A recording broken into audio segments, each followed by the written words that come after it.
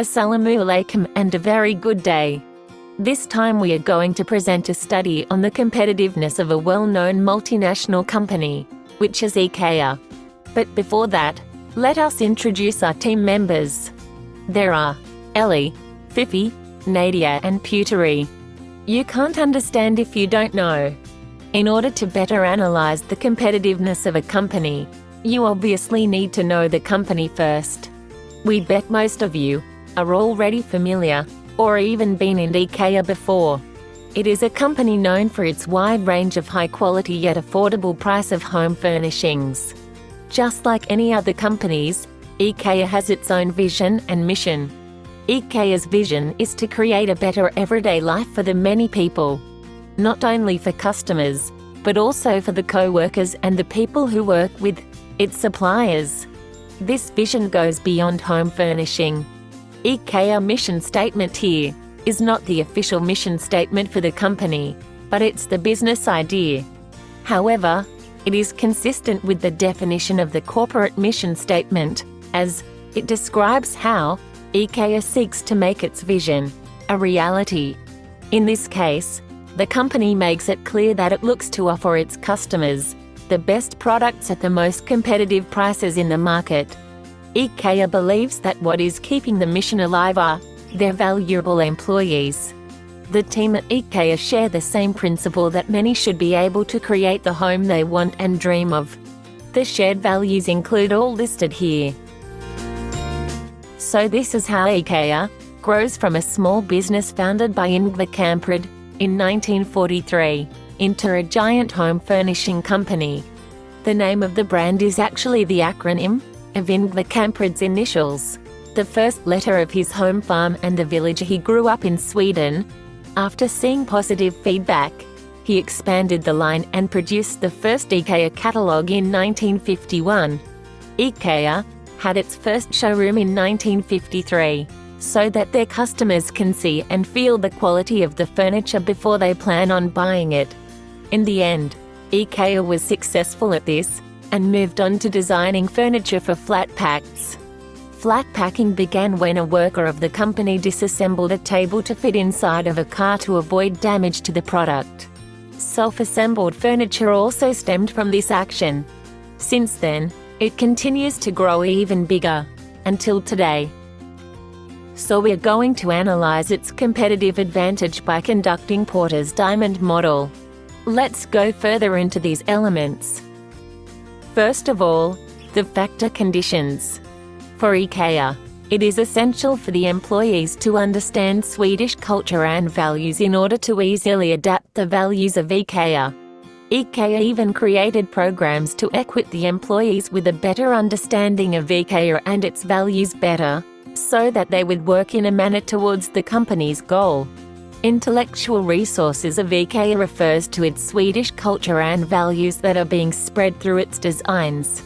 IKEA is very selective in the selection of location because they believe customers' convenience is what the most important to the company's success. Hence, IKEA usually choose the areas which are most convenient for most people. Here, physical resources and capital resources are not significant factors to IKEA. It can be concluded that IKEA has a competitive advantage because of its Swedish system, which differs IKEA from other companies, and cultural identities cannot be imitated easily by other competitors outside Sweden. Next, demand conditions. IKEA had positive responses from the Swedish home market when it was firstly established. But before approaching a bigger market, IKEA focuses on improving the product's quality according to its customer feedbacks received through distributions of questionnaires. Consequently, IKEA managed to produce high-quality products without any significant rise in selling price.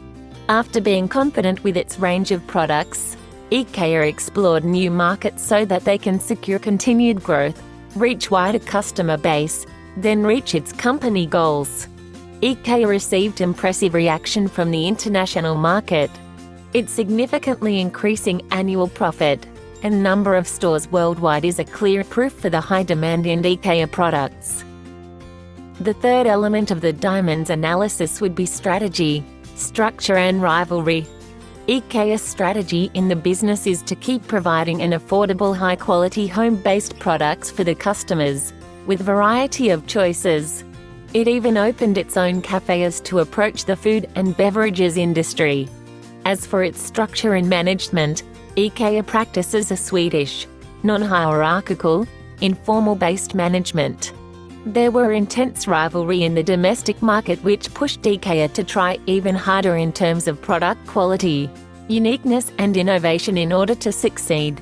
However, IKEA still managed to sustain its competitiveness for its price, since the existing domestic competitors are selling the products at a high price that only the wealthy could afford, while the low-price furniture by IKEA can be reached by middle level. IKEA also managed to offer lower price by outsourcing its production. Whereas in the global market, IKEA managed to benefit from the formation of strategic alliances, which gave IKEA more understanding on international business practices and culture. Moving on to related and supporting industries. It was difficult for IKEA to start up its business at first due to the presence of rival industries, which was trying to hinder new entrants from entering into market. Alternatively, IKEA outsourced its production, and this somehow had led IKEA to a more advanced and better opportunity. Next, presence of supporting industries. Due to the pressure by rival industries mentioned earlier, IKEA had formed some sort of partnership with manufacturers of other industries in order to assist them with the production. The long-term relationships with these supporting industries were one of the factors contributing to IKEA's success today. Due to the good relationships with the outsourced manufacturers and suppliers, IKEA managed to fulfill its increasing demand with sufficient furniture components. IKEA managed to gain a competitive advantage in the international market, and the sufficient supply also made it possible for IKEA to make its furniture easily accessible throughout various markets. It's all related to chance, which caused IKEA to success until today. IKEA took its chance during the Second World War when the economy wasn't good and wooden furniture were expensive. IKEA decided to go for home-based furniture industry by selling at prices so low that as many people as possible will be able to afford them. IKEA has gained positive responses from the Sweden market despite the negative economy condition. Lastly, the government. Since IKEA has many stores and warehouses worldwide, this means the governments of these various countries could influence IKEA's competitiveness in that particular country. This is because it is bound to comply to all the rules and regulations enforced there. As a conclusion, IKEA's success can be attributed to its ability of turning problems into opportunities. IKEA has been able to globalize and compete with local products in diverse markets due to its vision and business idea. IKEA has a clear product and service differentiation which made them gain a great competitive advantage.